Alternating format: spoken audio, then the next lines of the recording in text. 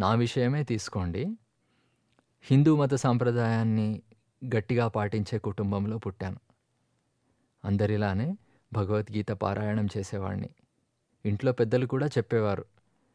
గీతలో ఒక అధ్యాయం చదివితే ఒక జన్మ పాపాలు పోతాయని, 18 అధ్యాయాలు చదివితే ఎన్నెన్నో జన్మల పాపాలు కడిగేసుకోవచ్చని. అరే భలే చౌకబేరం కదా, చేస్తే నష్టమేముంది, అన్ని పాపాలు పోతాయి కదా అని అనుకునేవాడిని. అలాగని వట్టి గుడ్డి భక్తేమీ కాదు, శ్రద్ధ కూడా ఉండేది. అర్థం చేసుకోవాలని ప్రయత్నం చేసేవాడిని కూడా.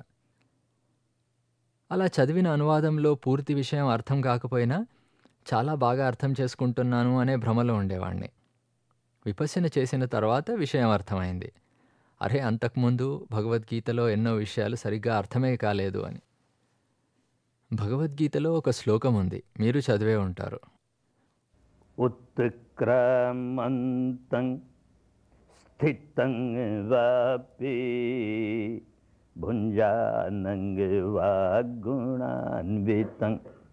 గుణాన్వితం విమూఢ నాను పశ్యంతి జ్ఞానచక్షుషః. మందమతి చూడలేడు, విపశ్యన చేయలేడు.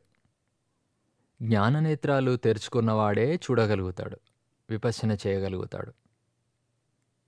విపశ్యన చేస్తే జ్ఞాననేత్రాలు తెరుచుకుంటాయి.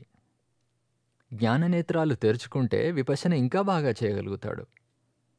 విపశ్యన మరింత బాగా చేస్తే జ్ఞాననేత్రాలు ఇంకా బాగా తెరుచుకుంటాయి. అలా ఒకదానికొకటి సహాయం చేసుకుంటాయి. జ్ఞాననేత్రాలు తెరుచుకోగానే ఏం చూశాడు? ఉత్క్రామంతం. మనసులోని ఆ 4 భాగాలు గుర్తున్నాయి కదా, అందులో ఒక భాగం మేల్కొంటుంది. ఎందుకు? చెవి కిటికీ దగ్గర ఏదో అలికిడయింది, లేక కంటి కిటికీ దగ్గరో, లేక ముక్కు ద్వారం దగ్గరో, లేక నాలుక ద్వారం దగ్గరో, లేక చర్మపు ద్వారం దగ్గరో, లేకపోతే మనసు ద్వారం దగ్గరో ఏదో అయ్యింది. అలికిడి అయ్యిందంటే దాని అర్థం దానికి సంబంధించిన వస్తువేదో ఆ ఇంద్రియ ద్వారాన్ని తాకింది అని.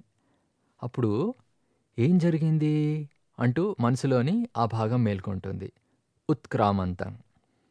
ఇంతలోనే మనసులోని రెండవ భాగం స్థితం, అది ఆగి జరిగిన దాన్ని చూస్తుంది. శబ్దం వస్తే ఎలాంటిది వచ్చింది, రూపం కనిపిస్తే ఎలాంటిది కనిపించింది, రుచి తగిలితే అది ఎలాంటిది అని గుర్తించడమే కాకుండా దాన్ని వెలకడుతుంది.